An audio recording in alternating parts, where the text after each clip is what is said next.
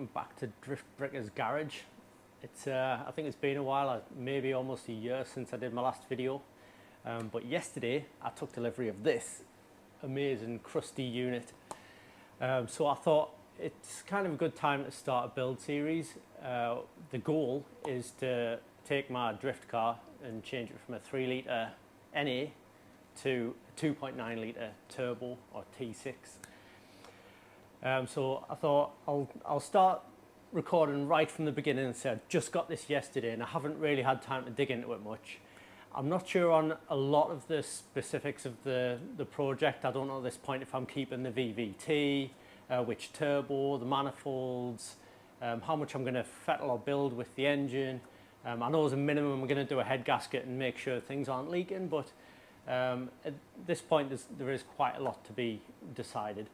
I'm just going to put a clip in now of kind of one of the main reasons of why I'm getting a bit frustrated with not having enough horsepower in the drift car. I drifted T-side quite a lot.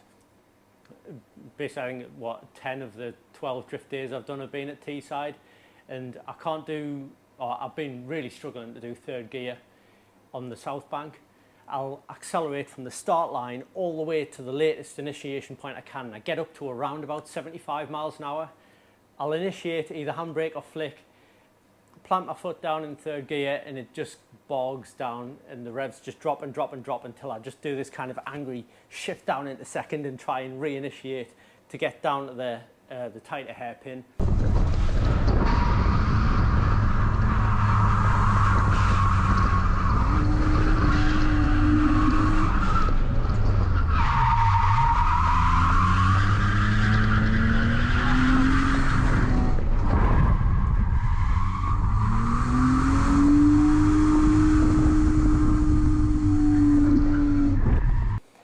I've tried a lot of different things. I can go silly PSI with the tyres. You know, I can run a 195 5515 at 60 PSI and just about get round in third gear, but then the rest of the lap's just junk because I'm just smashing the limiter in second gear, but the car isn't getting propelled forward. There's no side bite. So all things considered, I mean, I could change the gearing of the car, might help a little bit. But basically, after around about 12 drift days, I'm kind of at the point now where I feel like I'm ready for more horsepower. The car itself and the engine has been amazing over the 12 drift days. I've driven to and from every single one, and the car has basically never missed a beat. Certainly the engine hasn't. I've had a few, you know, I've had a drive shaft snap, I've had a steering issue, a few bits and bobs, the fuel exiting the fuel tank for no particular reason other than just sloshing out. A few little bits and bobs, but basically over the last year and a half since I built the car, it's been absolutely amazing. It's kind of a bit difficult to remove a perfectly functioning engine from a car. I'd rather have blown it up, honestly, before I went to this stage, but there you go. So my first things I'm going to do is strip this down a little bit, just get all of the excess off, things that I know I'm not going to use, or just things I need to take off just to get it on the engine stand. So I'll get it on the stand. I'm going to remove the head from this as well, because I don't think I'm going to use this head. Again, not confirmed, but I'm going to remove the head. I'm doing a head gasket anyway. I'm going to get the drift car in the garage, and then I'm going to pull the cam cover off the drift car in case I'm using the NA head. I'm going to take the cam cover off that and then take the inlet manifold off here, send them off away for powder coating just to make them shiny. You know how we do here, but I'm not going to go too far with this engine. It's not like a 3-year project or anything. I want to get this done in months, 2 months. I want to be drifting in autumn, winter, that would be great. So I'm not going to go fully all out with this, but I'm just going to be sensible with the things I'm going to do. Try and get the car just functioning well, a bit like I did with my initial build of the NA engine. Stop it leaking, make it reliable, don't go too crazy with the power. Then I'm going to pull the head off the NA engine, pull the engine out of the drift car, then I can start planning the plumbing and the wiring, the standalone ECU. I need to swap the sumps over, so I'll put the turbo sump onto the NA, I think the oil pump as well, a few little bits and bobs. But let's just have a quick walk around the engine and just see what kind of my initial thoughts are. So let's take a walk around of this T6 engine. So it's a 2004, 94,000 miles, 2.9 litre T6 from a Volvo XC90, which is a four-wheel drive car. Obviously this is going to be rear wheel drive. Even though it's low mileage and 94,000 miles, it looks crusty. There's a lot of corrosion on aluminium parts, a bit of rust there on the top. It looks to me like this engine was pulled from the car quite a long time ago, which I wasn't fully aware of, but this stands as about £300 at the moment. I got a little bit cheaper, so I didn't want the manifolds or the turbos because this was originally a twin turbo setup, one on each manifold, and the turbos gave a tiny amount of horsepower because stock, you know, these engines NA were around about 200 horsepower. And with the turbos, they're about 268 horsepower. So each turbo basically gave, what, 35 horsepower, a bit less, 34 horsepower each, which is really not much. So I'm planning to have just an exhaust manifold and go to a medium-sized single turbo. I'm not sure 100% which turbo I'm going with yet. I am kind of looking at whole sets. I would like something internally wastegated, but we'll see how that goes. Also, I don't want something water and oil cooled. I may just go oil cooled, but again, we'll see how that goes. I haven't done anything to this engine yet. All I've done is take some of the ducting off there, and I've soaked some of these in WD-40. So I've literally done nothing to this yet.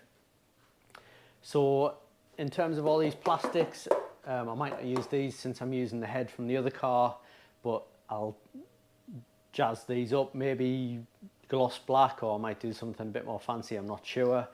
For the cam cover and the inlet manifold, they're going to go powder coated chrome. Obviously whatever head I use, I'm not going to use this because that's from the front wheel drive engine mount. Coming around to this side, so the exhaust side, turbo side. If we look here, we've got the two oil drains here from the turbos, two turbos, and then you've got your these are the oil drains, and then you've got an oil feed here, another oil feed here, that's a water feed, and then that's the oil feed there. So if the water feeds are coming from the big water pipe that comes across here, coming off here and here, and this bit here goes all the way to here. So if I can get rid of this whole water system, that might make things a little bit easier with the plumbing, and then just have the oil feed. So the good thing about the oil feed, unlike the water, is there's just one oil feed here, and it branches out into two pipes which feed the two turbos. So that'll be a lot easier to convert, just to have like an AN line fitting or something, to go to one for the single turbo. I have got the two drains here. Yeah, these just, the old drains just pull out. So I've got two of these, so I'm going to have to blank one off somehow. It's not threaded. Maybe threading and putting something in, a bung in might help. The exhaust manifold, I'm looking to get one from cmracing.se, so I'll put that up on the screen as Instagram tag. I already have one of his manifolds for my chrome block build. I've got some of the parts just lying on the floor here, but this is the amazing manifold that they made me for the red block build, or the chrome block build that I'm doing for the 340, and I'm so impressed with it. This one's got an external wastegate. That I want to go with them again for the T6 build. So I'm looking for a tubular manifold, front mount, high mount up here, so the turbo will be sitting around here. and hopefully I'll have room for exhaust and also for the steering rack, because I am running a right-hand drive car. There is, coming off the main water pipe here, off the water pump, you've got the oil cooler, I believe, in the sump here, so I'll try and keep that in place. I'll be losing this engine mount because I'll be using the ones for the rear wheel drive. I think that's about it on that side. Just a lot of pipes really that I'm going to try and clean up and make as simple and clean as possible with just a single turbo instead of one. Interestingly, all I asked when I wanted to buy this, I got it cheaper because I said I didn't want anything, I just wanted the engine, but all they took off, it seems, was the aircon pump and the turbos and manifolds, and they left pretty much everything else on. I've got the inlet manifold, I've got the fuel rail and everything. I've even got this flywheel, which looks really light and really small and thin. I don't know if it was automatic or manual or what, but it looks like a pretty tasty flywheel. You can see that's the trigger there for the crank timing, the engine timing. But I've already got a TTV racing flywheel, which is super light, that I've got in my drift car. Plan to reuse that and then just have a slightly upgraded clutch. I don't want to go too crazy with the clutch. I don't really want to break my M90 gearbox, so I'll have a clutch to support the horsepower without hopefully breaking too many things. You can see at the back here, these are the two, I don't know, solenoids or something, whatever you call them, for the variable valve timing. So on this 2004 engine, you've got it on the intake cam and the exhaust cam. So this is one of the big undecided things for this build, whether I go with this head and go variable valve timing. I'm not sure if it's possible to install these on the 3 litre non-turbo head and have variable valve timing. Do I keep it simple and just get rid of it? Do I just completely just remove this head and put the NA one on and just run it without variable valve timing? So that's one of the big undecided things. If I can use it to get more power or a better power band, then I'll keep them in and we'll tune it in using the standalone ECU. Right, what else? I think that's about it back here. So on to the intake side of the engine. Just for simplicity and also cost, I am planning to use this inlet manifold. It's a much better shape than the non-turbo one. The non-turbo inlet manifold is a big bowl. It has like a goldfish bowl. People call it an octopus, a goldfish bowl, a bowling ball, a watermelon, whatever you want to call it. It's a big circle thing. I don't think it flows very well either. So my plan is to use this inlet manifold. But the other major undecided thing about this project is this here. So this is the electronic throttle control, and just the question on whether I use the electronic one, which I wouldn't mind using, or do I use like the rear wheel drive engine that I've got in my drift car at the moment, which is just an old-fashioned cable. So again, when we're looking at the standalone ECU side of things, you know, this has its benefits. You know, there's no cable, it's a bit cleaner and things, but it can cause issues. So I'm not sure. Again, I'm trying to keep this build as simple as possible, but also want it to be reliable. So it might be easier just to leave that where it is. Obviously, as I said, I'm going to get this powder coated so it'll all be nice and clean. Get some bigger injectors.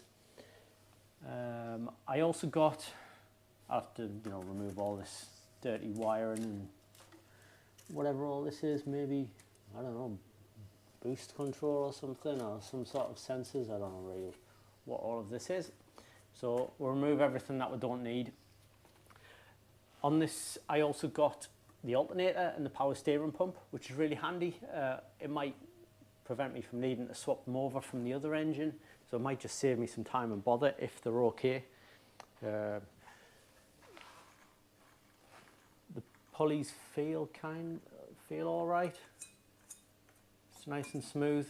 I know my power steering pump is kind of on its way out, so I'm glad I got this with the engine. It's a bit of a bonus, so I'm going to try and use this. Also on my car, on the drift car, the reservoir for the power steering is right here, and once or twice I have boiled my power steering fluid, so if I can use this one and have a reservoir somewhere else, then that might help with the cooling side of things. So yeah, I think that's about it really. So the next job is to start stripping everything off that I definitely know that I'm not going to need, and then we will construct the engine stand, and we'll get the engine crane over there, and we'll lift the engine up using the engine crane, and then we'll get the engine onto the engine stand, which may be for another video at this point, but for now we're going to just strip everything off here that we don't need.